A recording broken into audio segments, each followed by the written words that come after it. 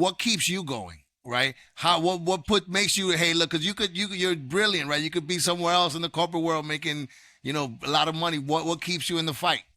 Well, I've been at NMIC now 27 years. I came in as the director of social services, and in 2014 I was interim executive director and then became the executive director. I also am a product of this neighborhood. I grew up on 153rd, 150th Street, but I used to hang out on 164th, and so for me, this is personal. And before I came to NIMIC in 98, I was working in the Bronx. And I worked with substance users. I worked with young men who were in a drug treatment program as an alternative to incarceration. I worked at a drop-in homeless youth shelter. But when I started doing the community work, that's where I was like, this is it. This is what I'm meant to do. And so I was organizing tenant associations. I was organizing youth councils, neighborhood councils. So that organizing piece is sort of what gives me life. And I think NIMIC, we're not your traditional settlement house. We will throw down too. Welcome to Uptown Voices. From Harlem to the Heights to the northern tip of Inwood, we're here to celebrate our people and together seek solutions for the difficult issues we're all confronting as neighbors. Regardless of what hood you represent, we share the same goal, creating the best community we can, somewhere to enjoy, where we can build our lives and raise our children. We want to thank 181 Cabrini, located on the corner of 181st Street and Cabrini Boulevard, for its generous support for this podcast. It's your neighborhood bistro just steps away from the North Walk of the GWB. Stay tuned for a discount code that you can mention to your bartender or server the next time you visit the restaurant. We also need financial contributions from listeners like you to produce, improve, and expand our content. To contribute, please scan the QR code on the screen or visit www.livingamericana.com. That's living without a G. What up, everyone? It's Led Black and Octavio Blanco of the Uptown Voices podcast. This is lucky episode number 7.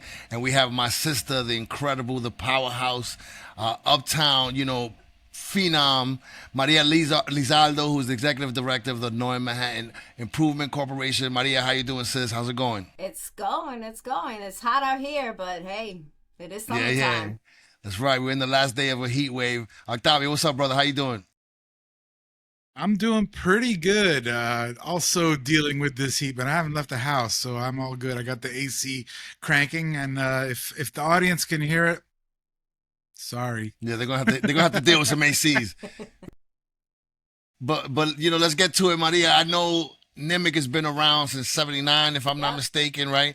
You guys started off just doing legal services, but now it's a bunch of things you offer to the community. So if you give us a little bit of a long view of NIMIC and then how you started and what you do now. Sure. So originally our name is Northern Manhattan Improvement Corporation, but we go by NIMIC because we went into the Bronx. And so the Bronx is not cool with us coming in as Northern Manhattan. So we were founded in 1979 with a staff of 2 to provide legal services and community organizing, primarily to an immigrant group from the Dominican Republic who were making Washington Heights and Inwood their home. So we started really from that lens. How do we organize? How do we make sure that tenants know their rights? And at that time, this neighborhood, was abandoned. Like landlords weren't paying much attention to it. There was a lot of decay in the housing stock. And so tenants did not have quality housing. So that is how we were born. Fast forward 46 years later, we are a settlement house, meaning that we are embedded in the communities that we serve. We are hyper local. For us, it's not about doing all the citywide services. It's really about meeting the needs of the immediate community. And in 2016, we moved to the Bronx. We're at 8 Clinton Place. So we serve 14,000 community members out of 2 offices. And we moved to the Bronx because we were seeing that people were either being pushed into the Bronx, into adjacent communities, High Bridge, University Avenue, but still coming to Upper Manhattan for services, or they were willingly leaving because there were more affordable housing opportunities. That's no longer the case in the Bronx either. And so for us, it's important to be in the communities that we serve. So we open an office in the Bronx. And so today we focus on 6 core areas: housing, still being the main thing. So we do a lot of eviction prevention programming. We have attorneys and paralegals preventing evictions. We do a weatherization program where we improve the housing stock by doing new boilers and windows and energy efficient treatments. Because if the tenants do it, they have to pay for it if the landlord does it. But with this program, the state pays part of it, the landlord, and those costs don't get passed on to the tenants. We do tenant and community organizing. So we have La Unidad Comunal, which is community members coming together, identifying issues they want to work on. They're the ones that got $7.5 million from the Parks Department to renovate the park on Audubon Avenue and 168th Street. That was through their work and advocacy. We focus on benefits, access, and finance because we want to make sure that people get the benefits that they're eligible for. So whether it's freezing the rent for those that are older adults or disabled, or whether it's free tax preparation, we run a free tax prep program. We serve several thousand people from January through April, or just making sure that people have their health insurance and SNAP or food stamps, so that way they have food on the table. We do all of that benefits work. We do immigration work. Immigration is core to us. We started off serving as an immigrant community, and we continue to serve primarily immigrants. And when people think of immigrants, they automatically think everyone's undocumented. That is not the case. But we do serve community members who are undocumented through their entire journey to citizenship. We do, it's application-based immigration work. And so we support them in doing the applications, getting the documents, and if they're running into any issues, dealing with that.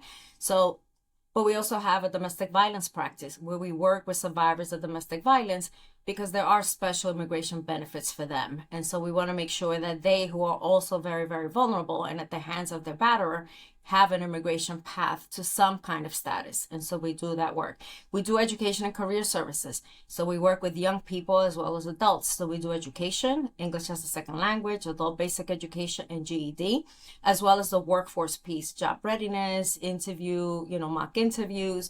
We connect particularly recent immigrants to home health aid trainings in Spanish, which is really important to make sure that they have a pathway to employment, as well as security. You'd be surprised during COVID, the expansion and the need for security. And we know that these are not jobs that are going to pay, living wage that people can live in the neighborhood or in New York City. But for some, it is a pathway into the workforce. And then we work with you on the additional things you need in order to advance, because we want to make sure that everyone makes a living wage in order to remain in the communities. And if they choose to go to the suburbs, bueno, vaya con Dios, but that is your choice. But we want to make sure you have the freedom to choose what you want to do.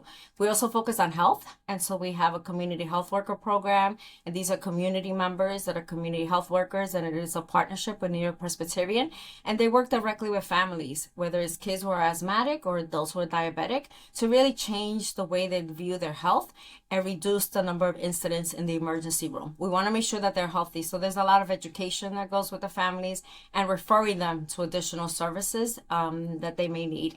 And the last thing is our holistic services, where we do our food pantry. During COVID, we expanded that food pantry work because food insecurity was exacerbated. And so we work with the West Side Campaign Against Hunger, and every other week we serve 220 families out of our office at 45 Wadsworth. And we also have a mental health program where we have a licensed mental health specialist who takes on students, bilingual, bicultural students, because we need to build a pipeline of culturally competent mental health professionals to serve our communities. And she supervises them during the year, and then they do short-term counseling at NMIC, or they refer people for longer-term care. And that work for us is important because there's so much, stigma around mental health. Tú no eres loca, get up, you're not depressed. No te hagas loco, no te hagas loco. 125 through our 2 offices that they're able to get their cases approved. Wow. And you guys are also involved with the Brides March, right? Yes. Can you give us a little bit about what that is, people that don't know? Sure. So Gladys Ricard was murdered on September 26, 1999 in front of her family, friends, and in Ridgefield, New Jersey. It was very traumatic for our communities because her murderer was a prominent figure in the community. And so this became, bueno, ella se lo buscó. Why was she going to marry somebody else? She was still stringing him along. And for us as a community, that is unacceptable. Domestic violence needs to stop. And there is no owning, there's no power and control. And so in 2001, we started our first Brides March because Josie Ashton, who is the founder of the Brides March, reached out to a few of us. And with the assistance of the Ricard family, we did the first march. And we marched from Gladys's house in Ridgefield, New Jersey, 33 miles, all the way to Flushing, Queens, where she was going to be married. And for us, it was important to do what Gladys didn't get to do in 1999, and we did it that day on her behalf. But we were just going to do that one day, and then Josie would march to Florida because she took 2 months to march to Florida. She stopped at domestic violence shelters. She was doing education. But when we were walking in the streets and we saw people's reaction to us, that first year it was maybe 20 of us in total. We knew that it needed to be done every year as a way to remember Gladys, as a way to let survivors know you are not alone. And so we start in Washington Heights, we walk into the Bronx, and we end in East Harlem. So we do about 8 miles. And along the way, we gave out information. We let people know, like there is help. You are not alone. And we're bringing in more young people because we need to break the cycle of domestic violence. We need to start educating our young kids about gender roles, like what does it mean to be in a healthy relationship? It's not about power and control. It's about trust and love and really breaking down those gender role ideas that people have. It's fascinating that how much stuff you guys do, right? How much, and I guess because the need is there, right? Mm-hmm. And even in the best of times, this is hard work. Yeah. And one of the things that Octavio and I were talking about before this is, Uptown, Trump versus Uptown. Right, how having a tyrant in power in D.C. and how it affects our community. So 5 months in, what's it like for you as a head of an organization that's so much work for our people? How's that been for you on the ground? It's been extremely challenging. First of all, as the executive director, I have a responsibility to make sure that our staff are good, because if they're the caretakers and if the caretakers aren't doing well, then how can they really meet the needs of our community members? So that's been the first thing. First, how do we educate our staff on, on immigration, on what we need to do as an organization to be responsible? Should ICE come to our doors? What do we need to ask them? Do we comply? Do we not comply? So we did trainings with our staff because they too have family members who are also dealing with this. So it's important for them to know, sort of immigration, and then also know that they have a team. We do have an immigration team who can provide guidance and support to staff individually should they be handling some of this thing. For our communities, we have seen, and particularly the fear and anxiety that people have about coming out, about coming in for services. Our domestic violence program, our advocates are having conversations with survivors. They need to do family planning. Should you be separated from your kid? What is the plan? Who's going to pick up your kid from school that day? Who's going to be the custodial parent? Like, these are the conversations that we're having with people, particularly because they don't know what is going to happen to them.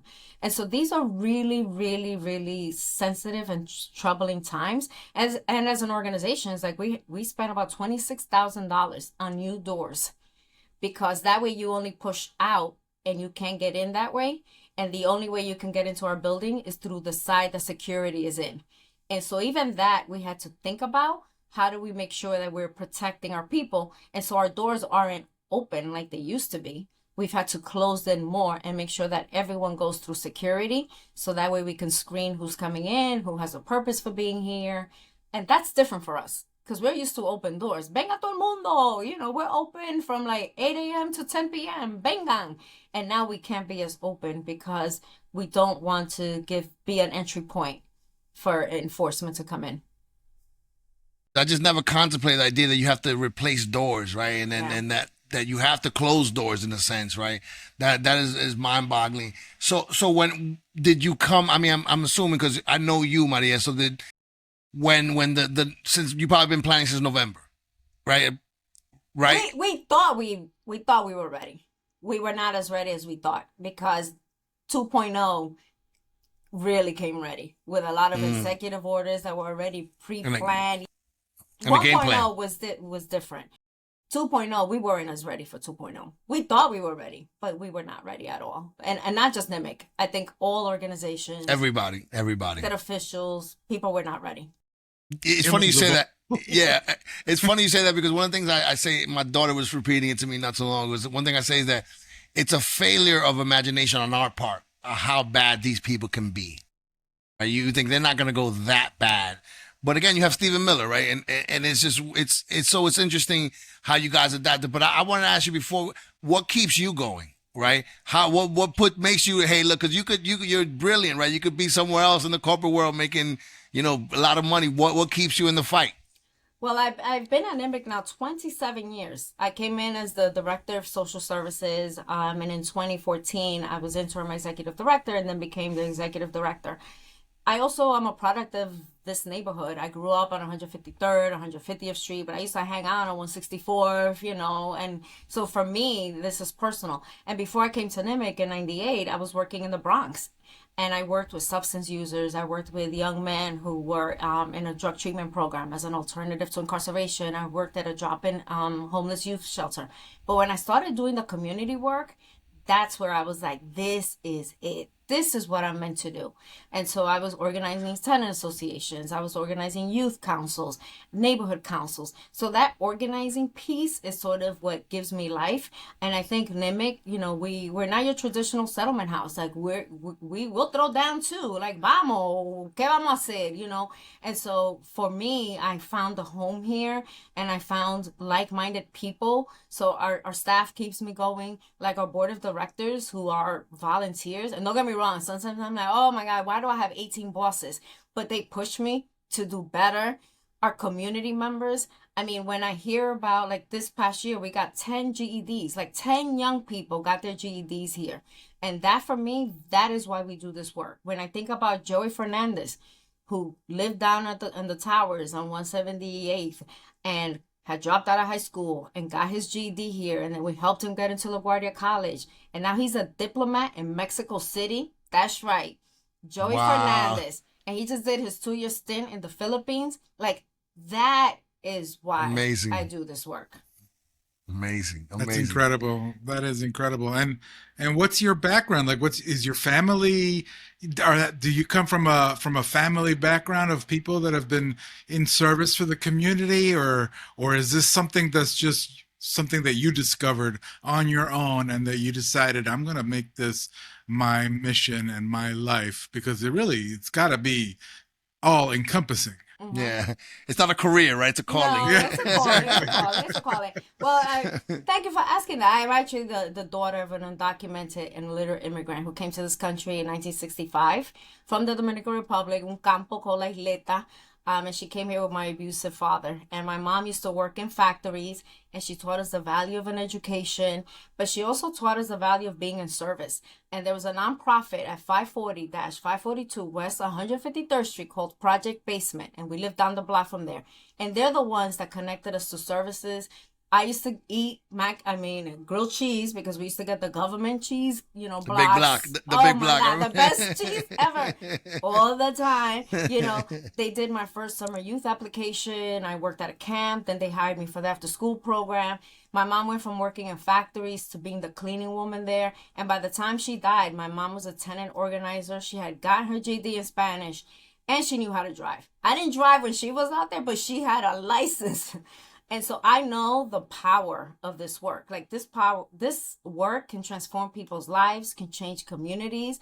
And so I fell into it because I benefited from the work, but also I love it. I bring my organizing lens to everything I do. So I have a master's in social work from Hunter College, and I majored in community organizing, because to me, yes, we need therapy, we need mental health, but if we don't change the systems that are keeping people down and out, we're just putting Band-Aids. And I don't want to put Band-Aids. I want a revolution. I want us to change how we fund things. I want us to change how we do this, how we treat our community members. And I want to get rid of some of these systems that are keeping people out of reaching their full potential. They don't have access to the things they need to thrive. And so I feel like that's my role, but also making sure that we do it as a collective, because I can't do it by myself. So how do we do that together? Yeah.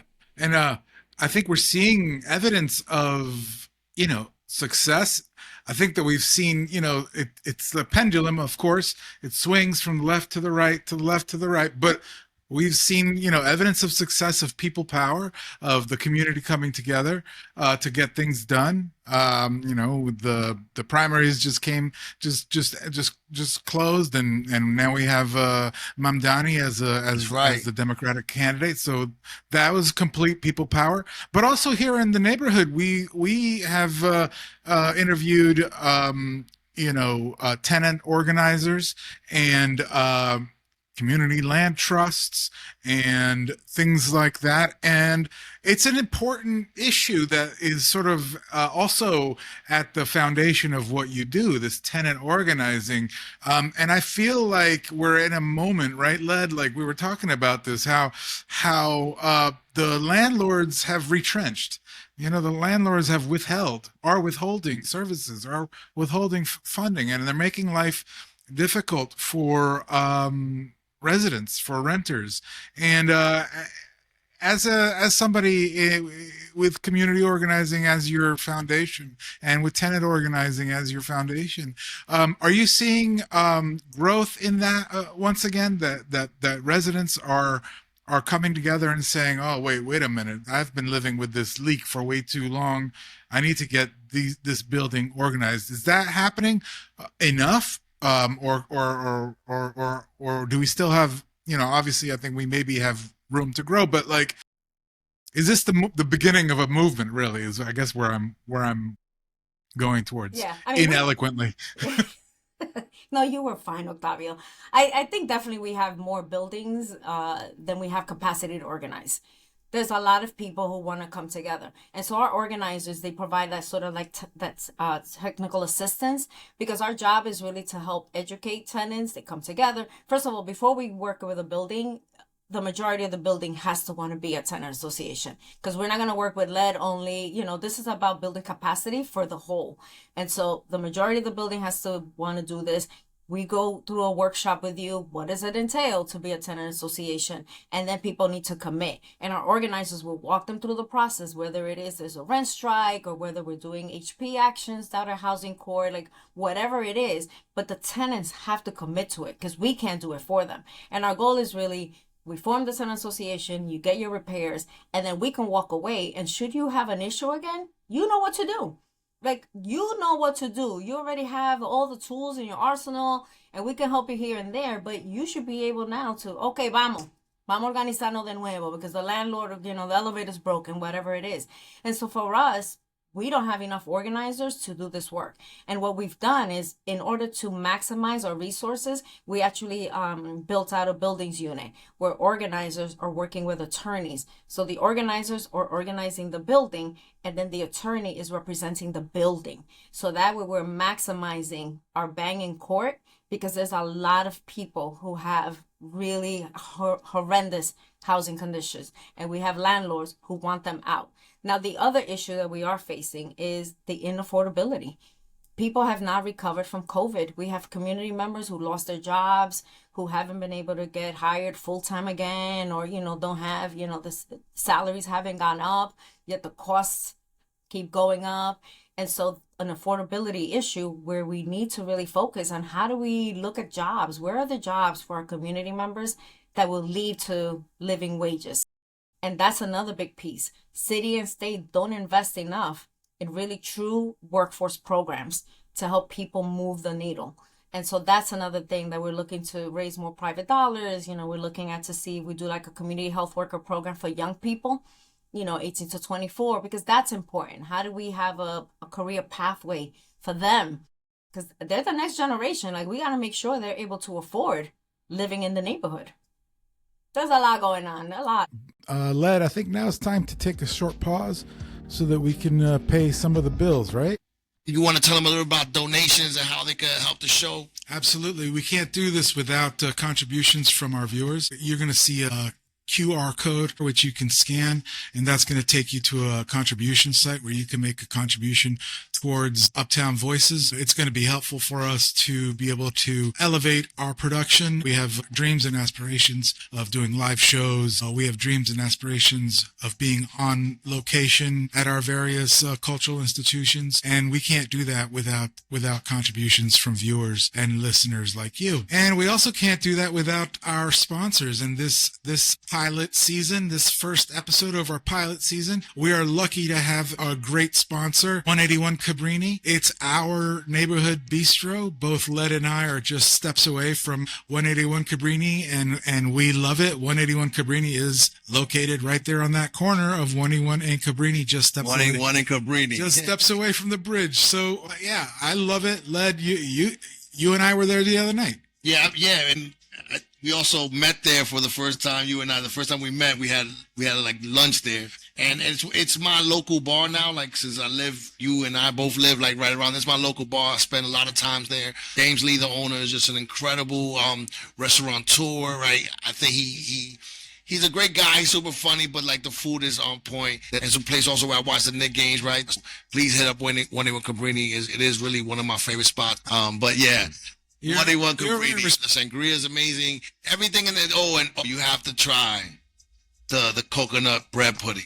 They got coconut, they got chocolate, and now they got banana, but the coconut, outstanding. So like I said, it's the attention to detail for me. It's a great neighborhood joint. Thank you to James and One Cabrini for sponsoring this episode. And, you know, if you want to sponsor, holla at my boy. You know what I mean? Let's make it happen. You know what I mean? I just want to say one thing. We're going to have a redemption code at the end of this episode, which you can bring to 181 Cabrini for a special treat. But yeah, without further ado, though, let's get to it. Let's do it. Yeah. And one thing I want to go back to is where you were talking about your mom and how she worked in a factory, right? Mm-hmm. And I'm assuming she worked in the garment industry, Yes. right? Just like my mom, you know, and I was talking to artist Rose Delel, Mm-hmm. and her mother worked in the garment industry too, you know, and when I met her, I had heard the word pisue my whole life, right? But to me, pisue meant working hard. Mm-hmm. That's all it meant. But when she told me, it meant piecework, right? And it blew my mind, right? It talks about how Dominicans, we take words and we make them our own, right? Yeah. But also that hard work and determination. We were the backbone of that industry, Yeah. right? Like Dominicans, in so many ways, we kept this city from going the way of the South Bronx. Yes. You know, and this neighborhood. So I wanted you to talk about that because I feel like sometimes, you know, my kids, I love my kids, but sometimes I don't feel like they got the same struggle, right? And it's more comfortable. But you were born in that struggle. You saw your mom struggle. Same thing with me. So can you talk about that? How that shaped you? Because I think that's fascinating that you're such a high achiever, but you came from very humble origins. But your mom was there. You know, like I think sometimes we don't realize how strong our women are, right? Like yeah. Dominican women, like, you know, my mom didn't depend on a man. You know, my dad was there, but he was there, like, you know, what I'm saying, my dad could be problematic, you know, sometimes. Yeah. Like my mother, like if he was on Fridays, he would drink. My mom would wait for him and take his money, say, let me get the money. You can have a little bit of money, but she, you know, our women held it down, and I think you're an example of that, and your mother's an example of that. So if you could just talk about Dominican women and how fierce you are, because I've always thought of you as that this fierce woman that's like, I'll be nice, but if I have to cut you, I will. You know what I mean? And pa la you know, calle que vamos. pa la calle. So I've always felt like you're a fighter. So talk about that, like the Dominican womanhood, the fightiness that you have, and how it keeps us going. Yeah. So my mom was the youngest of 16 kids. My grandmother would say, ahí no había televisión, so 16 kids it was, and it was from different men, you know, it was a different time. So my mom dropped out of school in 3rd grade in the Dominican Republic. Y ella caminaba de My mom too. Isleta. She would walk miles into the town of Moca, running errands for people and running back, going to el mercado. And, you know, as an 8-year-old kid, can you imagine? I can't even remember what I was doing at 8. Like, I was in school. I wasn't thinking Right. about, you know. And so, Right. like, knowing that her struggle, and then knowing, like, I have an older sister that she had from a previous relationship. It didn't work. And my mom met my dad, and she left my sister in the Dominican Republic in the care of her paternal grandmother to come to New York City. I was born here in New York City. I wasn't even, but she came because she wanted to do better. It was after Trujillo had been murdered, after La Hermana Mirabal. So there was a lot of political unrest in the Dominican Republic, poverty. That's what she came here for. And she came here not knowing the language. Back then, there wasn't a Dominican community. Like, now you come, tú tienes toda tu gente por toda parte. She started, you know, they settled on 110th Street and then eventually moved further uptown because there was a growing Dominican community. My dad was verbally abusive. Like, he monitored her moves and all of that. So this is how what I was born into. But I also saw my mom. She wasn't wise educated, but she was wise beyond her years. She taught us, you gotta get your education. That's the only thing that's gonna open doors for you. So I lived in Dominican Republic with my younger sister for 4 years, from the age of 4 to the age of 8, because we were shipped out there because they were gonna save money to buy a house. That didn't happen. My father was gambling all his money, all their money. And when she found that out, she was like, no, mi hija vuelven para atrás. And we came back to New York. And I was in Catholic school because we walked into the local public school. My mom said, you are not going to school here because education is important. Si hay que comer huevo frito con arroz blanco todos los días, then that's what we will eat. And so that's how I grew up too. Aguacate, huevo, white rice, scrambled eggs. And a block of cheese. That was it. But she was very assertive. Even within the abusive relationship, she asserted herself. Education was key. She taught us we had to work harder than anybody else because nobody was going to give us anything. And she was right. I hustle. I hustle from the minute I get up. And I know hustling has a negative connotation. Not to me. I'm a grinder. Not to me. I neither hustle. Hustle is hustle. You know Hustle what I'm is saying? hustle. Hustle is hustle. Queda. Yeah, siempre. Yo siempre ando buscando. Like, what we going to do? What we going to do? That's how I grew up. Búsqueda.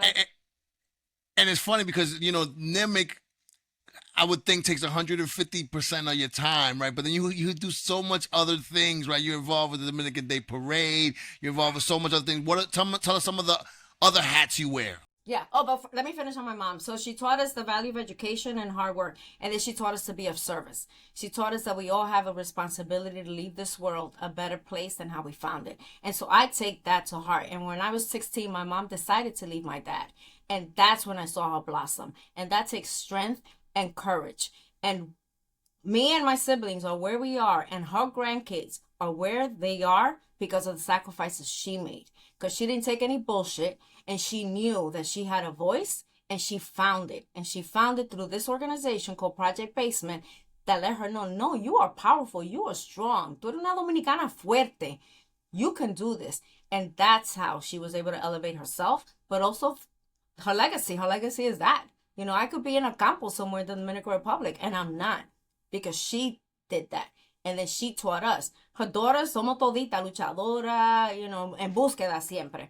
But anyway, that's all about my mom. The other things I do, for me, it's important. I'm not just the executive director at NMIC. I think NMIC has a responsibility to also use our resources and what we have to support others in the community. So I do that through board service. I'm on the Westside Campaign Against Hunger board of directors because they expanded their work during COVID to address food insecurity, and I want to be at the table because they have resources. So how do we push them and their board to be more vocal in advocacy, in pushing to address food insecurity?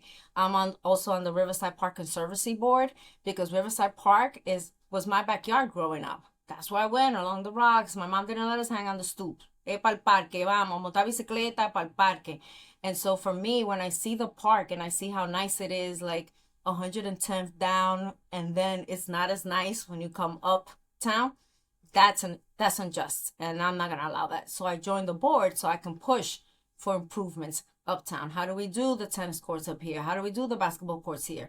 And you can do that only when you're at the table. From the outside, you can't always, I have to be at the table. ¿Qué vamos a hacer? So I make sure I'm at the table. You're right. You're either at the table or you're on the menu. Yeah, for sure. And it's funny because one thing I've liked about doing these podcasts is, like, as we're talking, I see like these nuggets of wisdom that you know, that the commonality of certain things, right? And how, you know, like, for example, like, you know, the uptime, my mother used to be besides working in the factory, she was also the numbers lady, right? So on Sundays, people come to play their numbers for the Dominican lottery, right? And they will come from all over. They would tell their dreams, and my mother will make mondongo. And then there's a thing in my house every Sunday. So it wasn't about church on Sunday. It was about the numero, right? But what's interesting about that, in a certain way, it was community. Yes. She was recreating communities for Dominicans who, you know, were here working, right? Yeah. And at least on Sundays, they would have home, you know, in my apartment. And in certain ways, I feel like that's what the Uptown Collective is me recreating that. Yeah. But it's funny that you taking the lesson from your mom and you've taken to another level.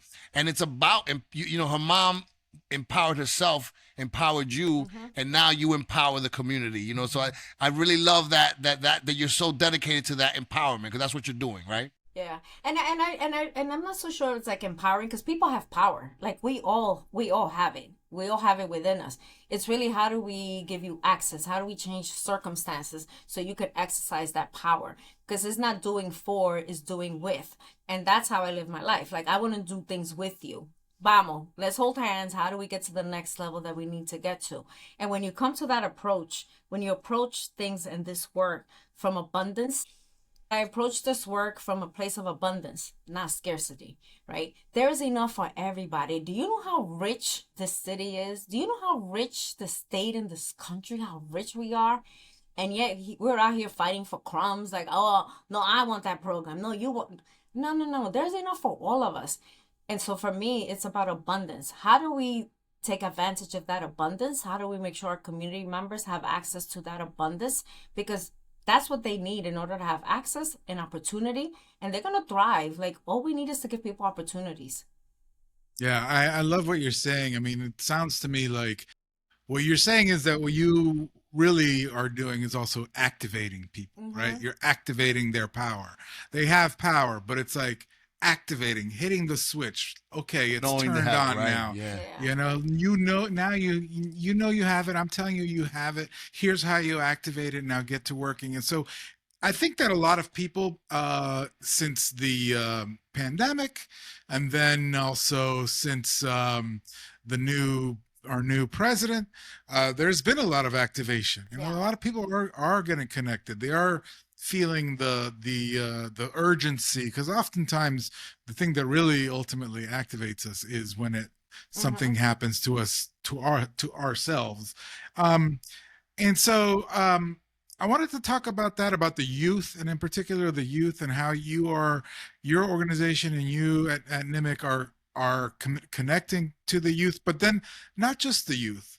Because one of the things that I find interesting about, well, I'm going to say Uptown and Inwood and Washington Heights and Harlem, and probably I'm not from the Bronx, so I don't know really how it is over there, but I'm guessing it's the same, is that a lot of young people who grew up here, whose parents moved here as immigrants, let's say, they were encouraged to get their education. They were encouraged to improve themselves, and they did.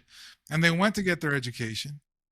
And I would say many of them actually came back into the hood and with their education, and to do things here because they recognized what you're talking about El Parque, and how the bones of these neighborhoods are good, and how the housing stock is good.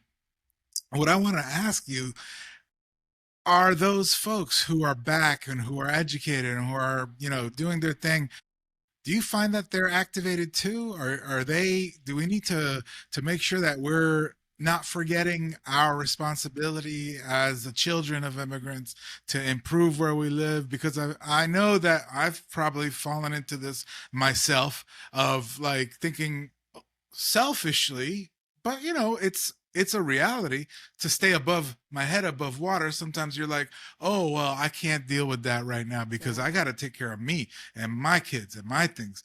But I think one of the things that people forget is that oftentimes in community, that also is even more helpful to keep your head above water.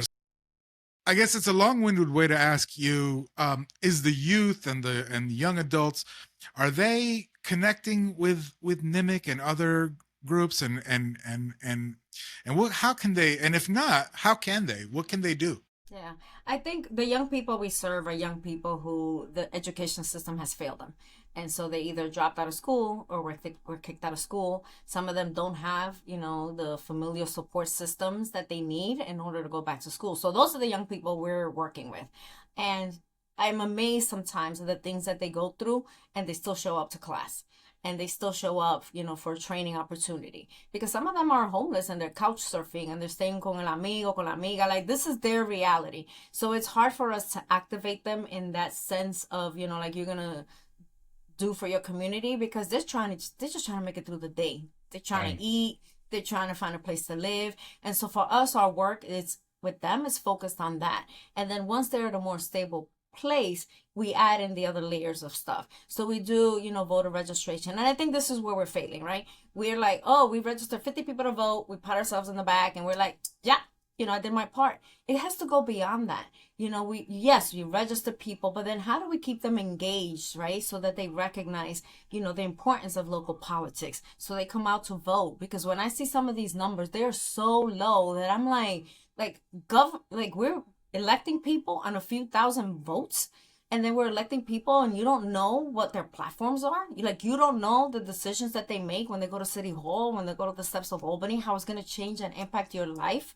And that's the other piece that we're missing, that we need to do more of that. How do we make sure that we're having platforms where we can educate community members on candidates, what they stand for, what is good for them, what is not good for them, and then they'll make a decision at the ballot box. But I think we need to go back to some of those basics. We need to activate people in civic engagement, and it's all through organizing. The problem is we have so much going on. It's hard. Who's going to pay for that? Who has the time? Even the educated, older folks who come back to the neighborhood, they're busy. The neighborhood is expensive. Rent, many of them can't even afford to come back, quite honestly. And I know, the other day I was listening, like the top places where Dominicans have moved to: Hazeltown, Pennsylvania, Lawrence, Massachusetts.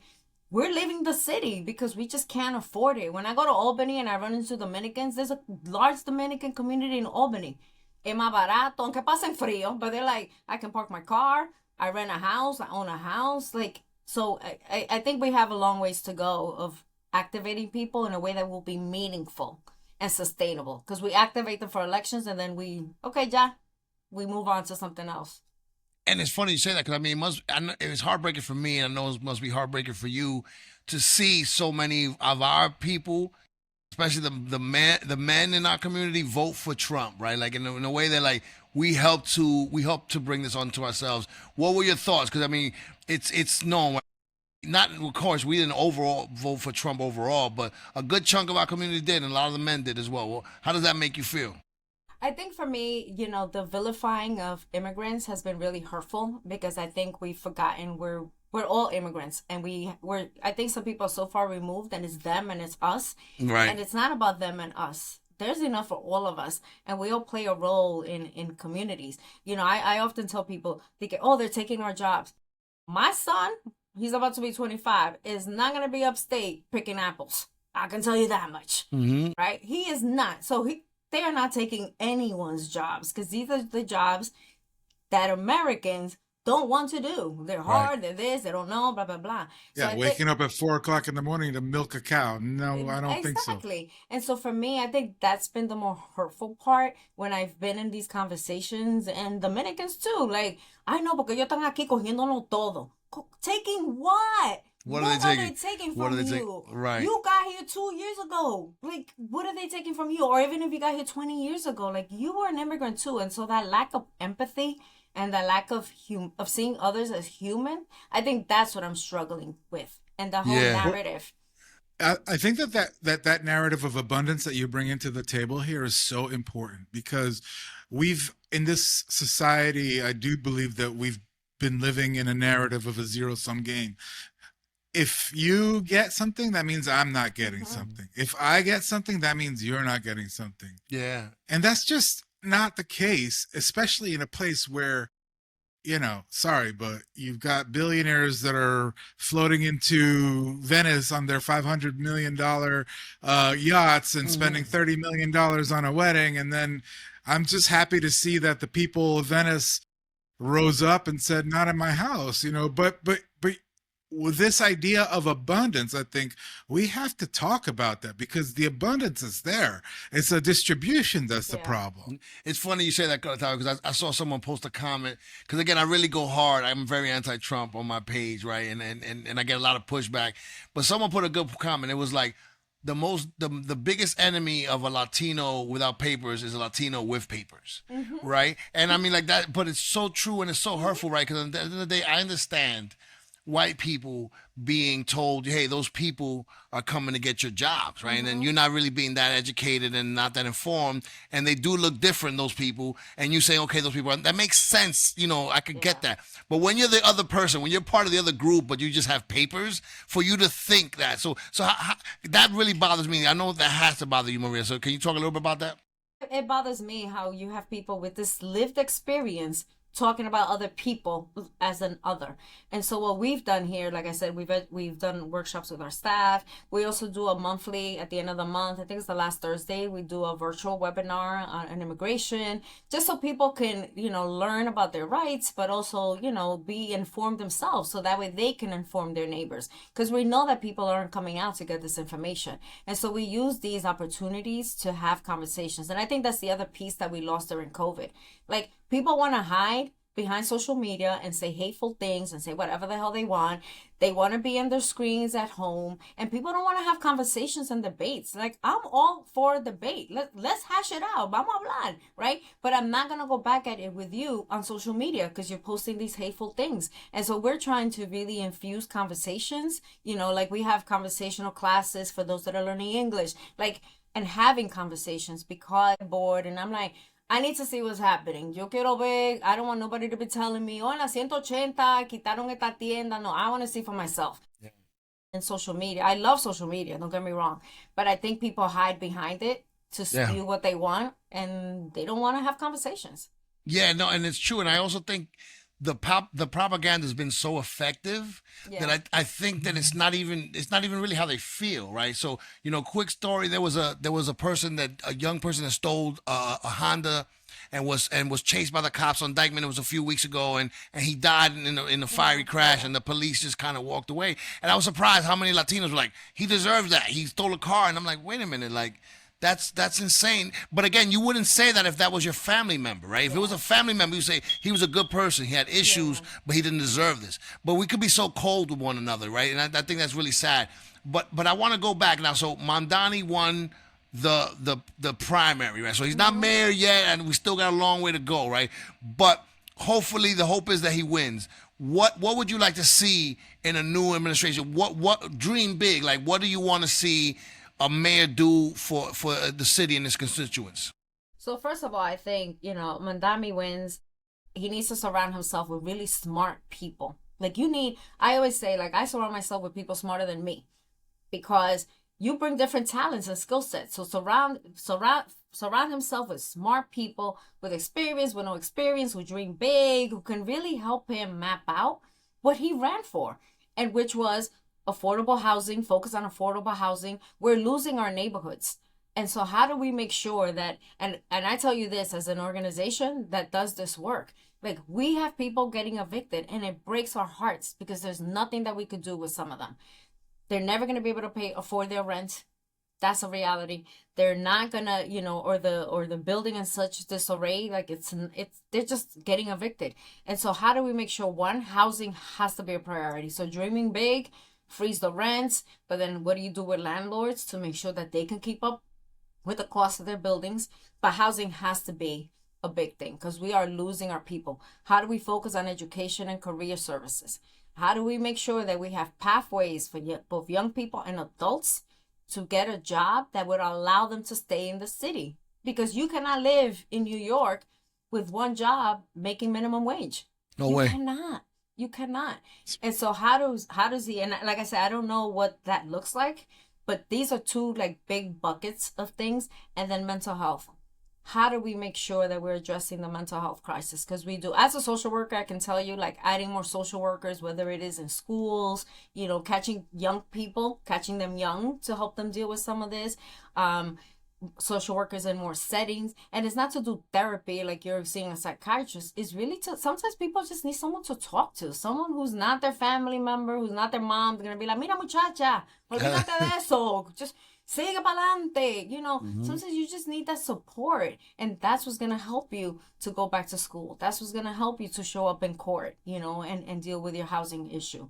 So I just think those three are big buckets, but I can't tell you like what it will take to get there. That I'm not that smart for that. I can just tell you what we're seeing on the ground. And then I think the fourth thing, I think it's continuing to push back on this narrative on immigration, making sure that we remain a sanctuary city, making sure that we are a safe haven for those for immigrants, whether you're undocumented, documented. Like, New York City was built by immigrants, and we should not lose that. Like, we're all a product of an immigrant story. And so we cannot lose that as a city. I think one of I think that this is a great opportunity that we have now to improve. I think even in the adversity that we've had with this administration has actually also been a big opportunity. I don't know if you've seen Mariana Hosa made a really interesting point that um, you know uh, Donald Trump, I hate to say his name, but Donald Trump has made it an immigration a front burner issue, and his cruelty has activated really uh, average Americans who are like, okay, yes, we have an immigration, we have an issue with our immigration, but this is not how you deal with it. And the failure has been on the Democrat side and has been on the Republican side. So it's not a political I mean, it is a political thing, but the failure has been on both sides. And it's been a misjudgment and a misreading of what Americans really want. I mean, the issue of Latinos being against undocumented immigrants, I think is horrible. I agree with you, Led, but let's not kid ourselves. It's the last people on the boat that generally pull up the ladder, and that's how it's been for eons and generations. But the fact of the matter is that what's happened now is that we're seeing people are saying, no, this is not, I mean, average people saying, no, not hating people, not people with hate in their hearts, but no, people who are Americans of all stripes who are saying, no, no, this is not the way it is. Even though for the administration, the cruelty of having children in courts is the point. The cruelty of stripping a baby from her mother on the street, that's the point. And at first I couldn't really, and this is my confession, I couldn't understand how anybody could like want to see that until I saw the people, the Latinos for Trump, whose loved ones are being deported now. Suddenly I was feeling like, oh yeah, that's what you get, you see. And yeah, it's true, like that's what you get. And yeah, you see. But at the same time, it made me think, that's the hate that's coming out. And that's the hate that allows people to feel happy when they see a mother being separated from her child. So one of the things that I think could possibly come out is that we finally get some movement to create a system that works better, because the system right now just doesn't work. Now, I don't know what that is. There's many things on the table, a worker program so people can come over here and do the work that they need and go back. I mean, after 9/11, it was impossible for people to go back to Mexico or to go back to South America if they were migrant workers. That used to be the case. People would come here and work and then they go back Yeah. to Mexico. Because why? Because the border wasn't a militarized zone. But Anyway, but I I'm think I'm on my yeah, soapbox here, but yeah. But I think a reckoning is due too. With the Democratic Party, right? I think Mamdani represents that, right? Like Yeah. you guys all said that he wasn't the one when we can't talk about this, we can't talk about our issues. You have to be very, but he took that playbook and upended it. So I think that the Democratic elite in this city, Yes. need to wake up. Um, But but I thought they were gonna reflect when Donald Trump won. I thought that was a moment of reflection to be like, "Espérate, let's go mhm, behind closed doors, but let's reconfigure right, this." And they didn't do that, and they're right, still scrambling, trying to figure stuff out, and right. we're getting further and further behind. And I think Mandami has done that for the city. Well, he went out and he listened to people, and he keyed in on the issues that people are dealing with every day. Yep. The buses, like transportation, housing, like he really listens.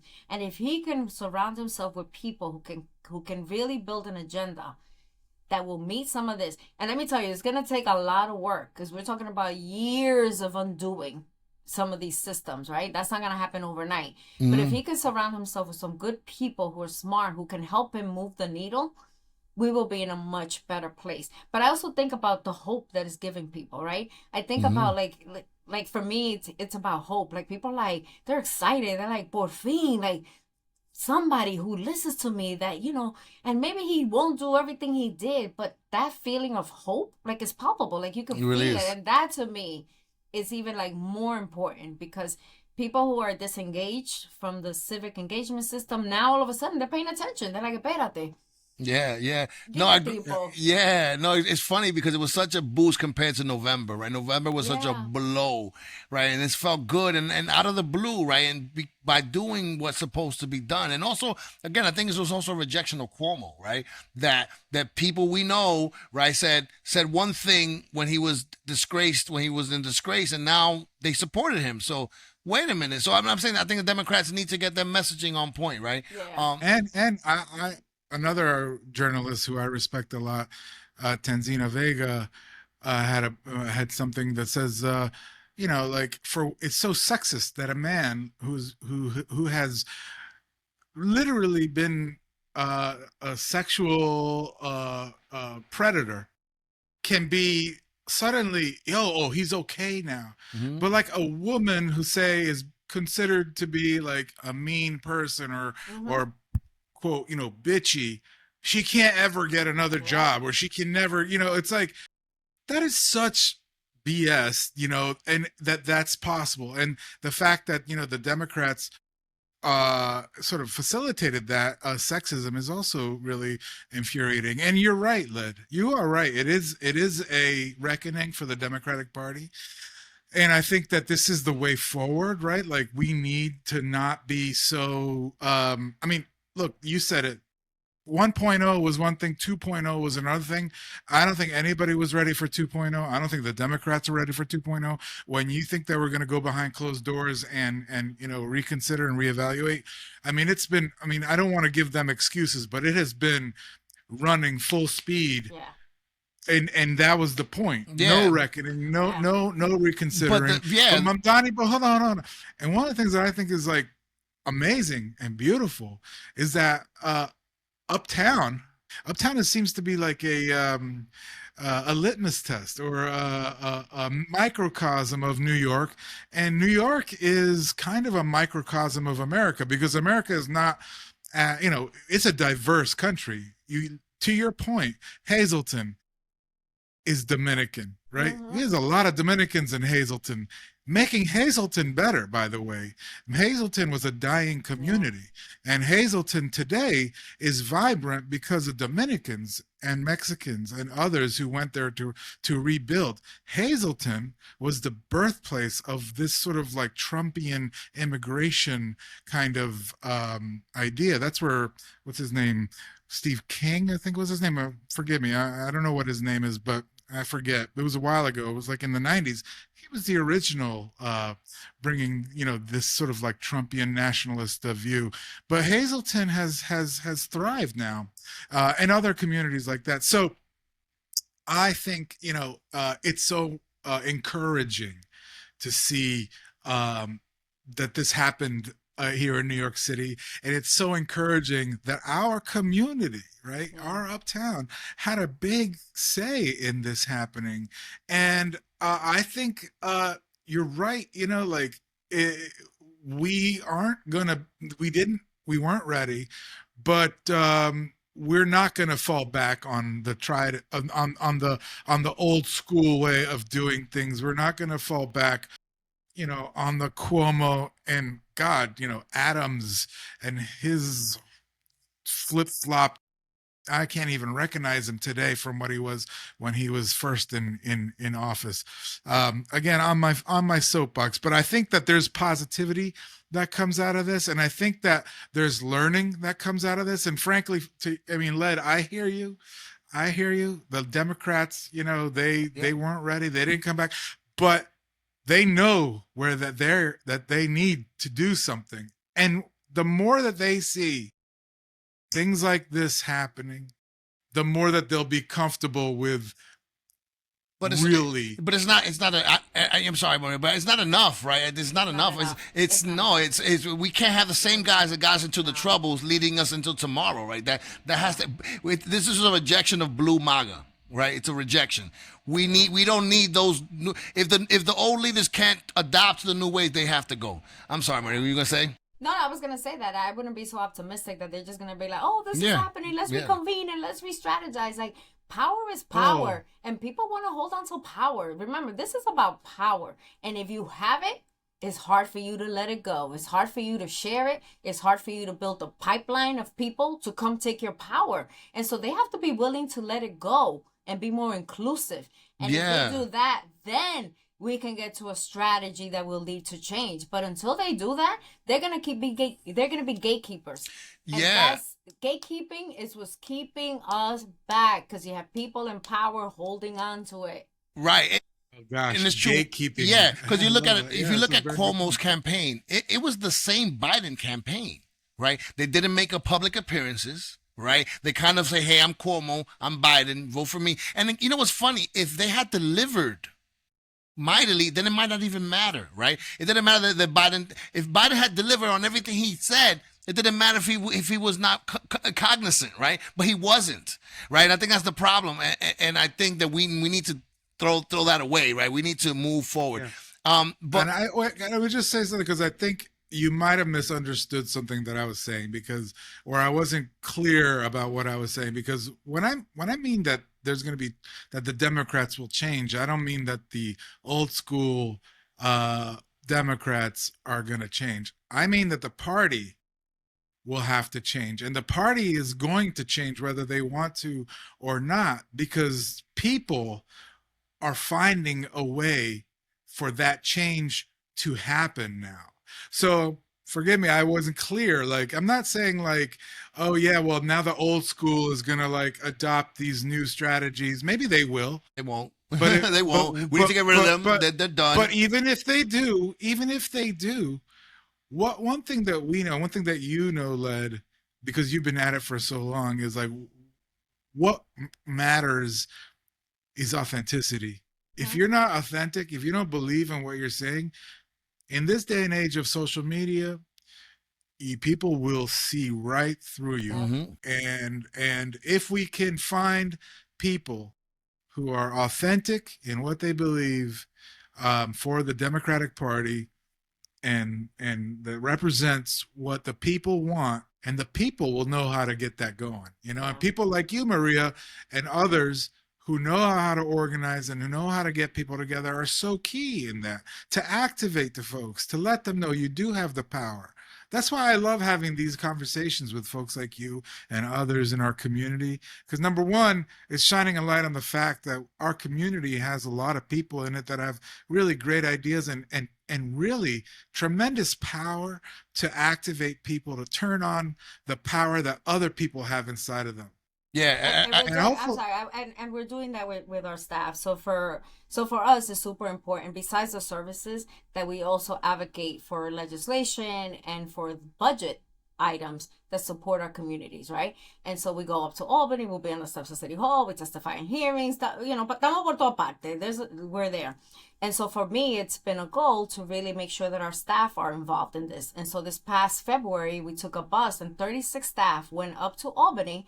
They got here at 6 a.m. We got here like at 7, 8 o'clock at night.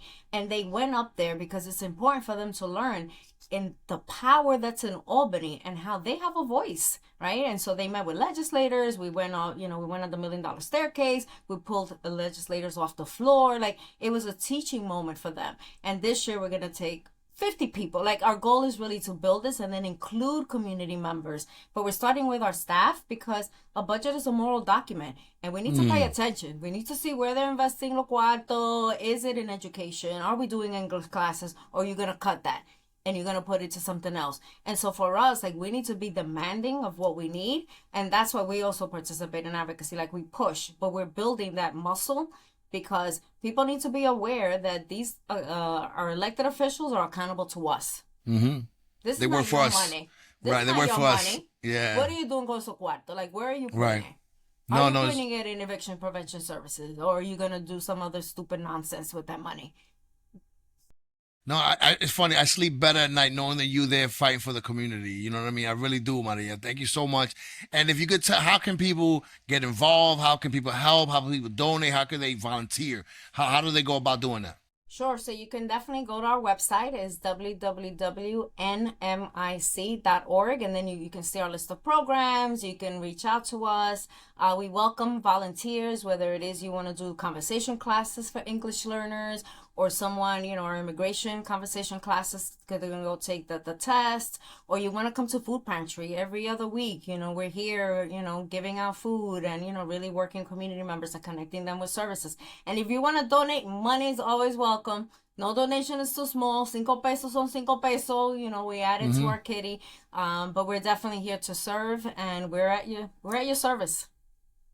Maria, it was another, thank you so much for enlightening us and giving us so much important information and for the important, crucial work that you do. You have any last words you want to leave the audience with? I would say get engaged. Like, find what brings you joy, right? You don't have to go up to Albany to be a part of the solution, but find the things that are your passion. So if you want to take care of the environment, connect with an organization that is doing work on environment. If you want to walk dogs, like whatever it is, find your passion that will allow you to make the community better. And when you leave, you will leave the world a better place. But find it and get involved. Get involved. I love that. Get involved. That's the theme. Talk to your neighbors, get involved, and do something. So thank you so much. Thank you so much. Thank you for doing this. This was so much fun. Thank you, Maria. It was a pleasure. Episode 7 out. Thank you so much. Lucky number 7. Lucky number 7.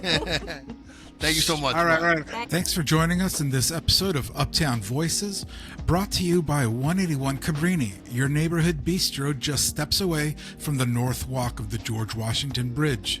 Use the code Uptown Voices Season 1 for your discount. And to stay up to date on the latest in Uptown, you can follow Uptown Collective on Instagram, Facebook, and X. If you're watching Uptown Voices on YouTube, don't forget to smash the subscribe button and to give us a like. We also need financial contributions from listeners like you to produce, improve, and expand our content.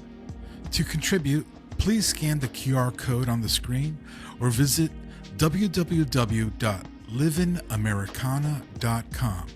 That's www.livingamericana.com. Until next time, this has been Uptown Voices.